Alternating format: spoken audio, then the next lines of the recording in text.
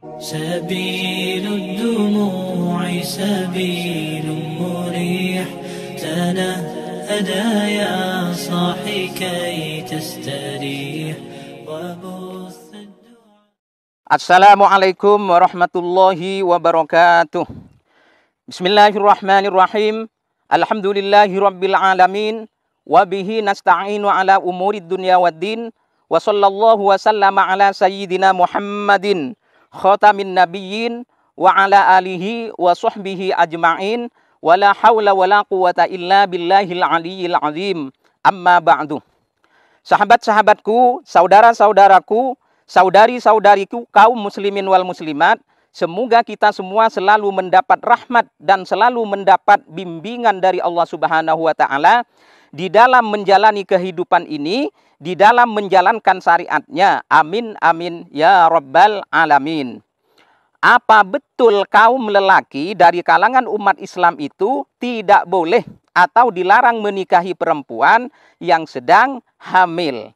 Apa iya para lelaki itu tidak boleh menikah dengan perempuan yang sedang hamil? Jawaban dari pertanyaan semacam ini tentunya bermacam-macam jawaban, yakni bisa jadi tidak boleh, dilarang dalam agama, dan juga bisa jadi boleh dan sah laki-laki menikahi perempuan yang sedang hamil. Jadi jawabannya tidak monoton pada tidak boleh saja secara mutlak, dan juga tidak monoton pada jawaban boleh dan sah saja secara mutlak. Jadi tidak demikian. Nah, sekarang mari kita awali pembahasan mengenai hal ini dari golongan wanita hamil yang tidak boleh dinikahi. Siapa saja mereka itu? Mari kita perhatikan bersama-sama. Wanita hamil yang tidak boleh dinikahi oleh kaum lelaki yang pertama adalah wanita hamil yang masih berstatus sebagai istri orang. Wanita hamil bersuami, walaupun dia suka, dia mau, suka sama suka, bahkan walaupun dia rela meninggalkan suaminya misal, tetap tidak boleh.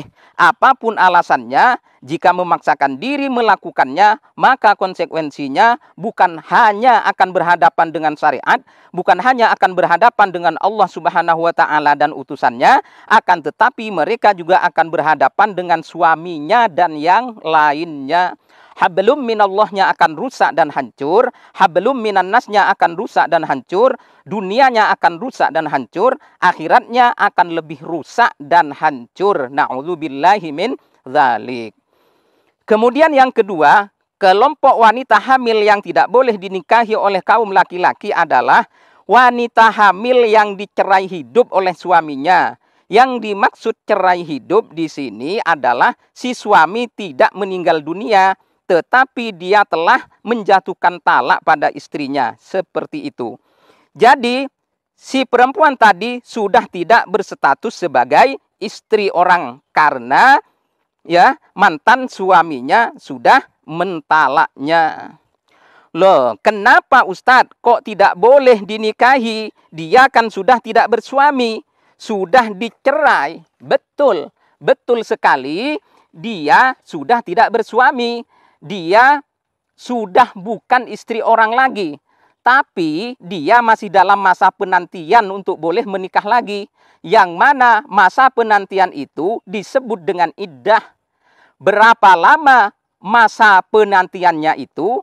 Berapa hari atau berapa bulan iddahnya wanita hamil yang dicerai oleh suaminya? Perhatikan baik-baik. Iddahnya itu tidak dihitung dengan masa, tidak dihitung dengan waktu.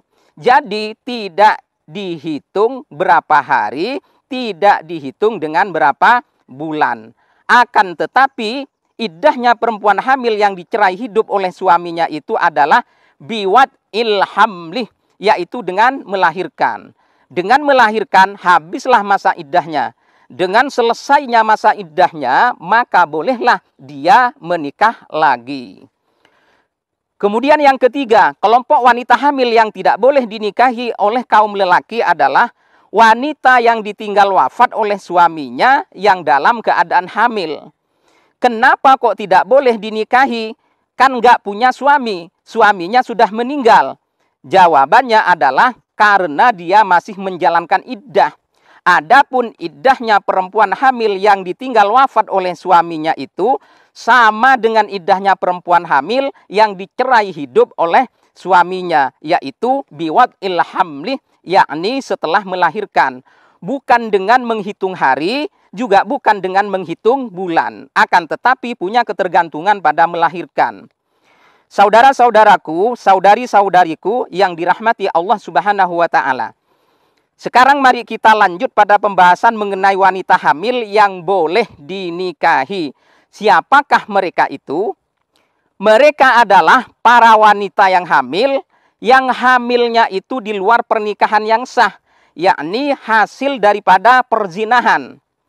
Ustadz, katanya wanita hamil itu tidak boleh dinikahi karena sedang menjalankan iddah, sedang menjalani masa penantian untuk boleh nikah lagi, yaitu dengan melahirkan. Kenapa yang ini kok boleh dan sah? Jawabannya adalah, ingat wahai saudara-saudaraku, bahwa jawaban ini terlepas dari khilafiyah, terlepas dari perbedaan pandangan dan pendapat para ulama. Jawabannya adalah karena hamil di luar nikah, yakni hasil daripada perzinahan itu tidak ada iddahnya, tidak mempunyai iddah. Itu salah satu ilat atau salah satu sebab diperbolehkannya untuk dinikahi. Ini lagi yang perlu kita ketahui, karena menikah dengan wanita hamil dari hasil perzinahan itu boleh dan sah, maka tidak perlu mengulang akad nikah lagi ketika si istri sudah melahirkan. Kenapa saya harus menyampaikan hal ini? Karena tersebar kabar dan berita serta isu di tengah-tengah masyarakat umum bahwa nikahnya harus diulang lagi setelah melahirkan. Jadi kabar itu, pernyataan itu tidak benar, tidak perlu diikuti. Jadi yang jelas pernikahan atau akad tidak perlu diulang. Kemudian tersebar juga di tengah-tengah masyarakat bahwa laki-laki menikahi perempuan hasil di luar nikah, ya. Laki-laki yang menikahi perempuan hamil di luar nikah itu tidak boleh melakukan hubungan suami istri, yakni tidak boleh melakukan jima selama masih belum melahirkan. Itu pun juga tidak benar.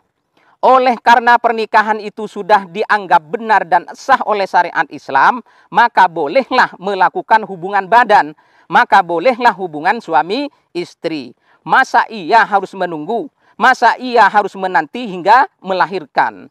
Ia kalau waktu menikah atau waktu akad usia kandungannya udah tua, 8 bulan, 9 bulan misal. Kalau masih 20 hari, kalau masih 1 bulan, gimana? Jadi jelasnya boleh melakukan jima sebelum melahirkan. Kemudian sangat penting untuk diketahui oleh saudara-saudaraku, oleh saudari-saudariku, kaum muslimin wal muslimat yang sangat saya cinta sayangi, bahwa adanya peristiwa perempuan zaniyah, yaitu perempuan yang berzinah dengan pasangan zinahnya yang kemudian hamil, yakni hamil di luar nikah, itu akan menimbulkan berbagai macam persoalan-persoalan yang berat, persoalan-persoalan rumit, ruwet, pelik, yang mana persoalan-persoalan tersebut bukan hanya akan menimpa pada dirinya sendiri selaku pelaku zina, akan tetapi juga akan berimbas luas kepada yang lain. Seperti pada laki-laki lain yang bukan yang menzinahinya, tetapi dia rela menikahinya. Kemudian juga berimbas pada anak hasil zinanya itu, terutama jika bayi yang dilahirkan itu berjenis kelamin perempuan. Bahkan kadangkala berimbas pada para ulama, para kiai, para ustadz, para guru. Mereka seringkali ribet dan pusing dibuatnya. Karena banyak sekali ketentuan-ketentuan dan ketetapan-ketetapan syariat Islam yang sangat terasa pahit untuk disampaikan pada masyarakat, pada umat, pada keluarga yang bersangkutan, wabil khusus kepada yang bersangkutan itu sendiri. Akan tetapi karena para beliau itu adalah orang-orang yang bertakwa, para ulama itu adalah orang-orang yang bertakwa, orang-orang yang takut kepada Allah Subhanahu wa taala, maka tetap disampaikan apa-apa yang sudah menjadi ketetapan dan ketentuan dari syariat Islam, walaupun terasa pahit dan korban perasaan. Mereka betul-betul berhati-hati, mereka betul-betul waspada setiap menyampaikan hukum dan fatwa pada umat, pada masyarakat. Wabil khusus mengenai perzinahan yang mengakibatkan hamil dan kemudian melahirkan. Sebab salah memberikan hukum atau fatwa akan fatal akibatnya. Contoh, ini sekedar contoh ya, mudah-mudahan tidak terjadi pada kita, amin.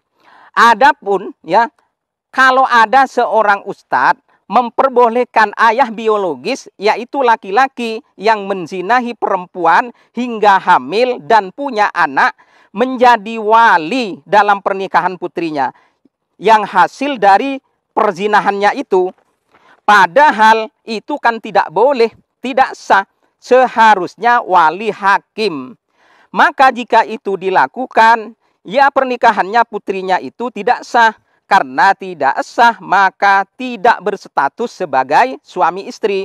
Kalau bukan suami istri, maka tidak boleh melakukan hubungan suami istri, yaitu jima. Jika itu dilakukan, maka itu adalah zina. Jika hubungan suami istri dilakukan berulang-ulang, maka berarti berzinah berulang-ulang. Jika hamil dan mempunyai anak, maka anaknya pun merupakan anak hasil daripada perzinahan. Begitu seterusnya dan seterusnya. Oleh sebab itu, semua para ulama terdahulu sangat berhati-hati membahas hal ini. Pembahasannya begitu luas, begitu panjang dan dalam. Bahkan banyak menimbulkan perbedaan pandangan, banyak menimbulkan perbedaan pendapat. Terjadi khilafiyah di sana-sini, yang kadangkala membuat kita bingung dan pusing juga. Maka konten yang saya buat ini, konten kajian ini sengaja saya buat monoton, tidak menghadirkan khilafiyah, tidak menghadirkan perbedaan-perbedaan pandangan para ulama, yang tujuannya adalah agar supaya tidak bingung dan mudah difahami.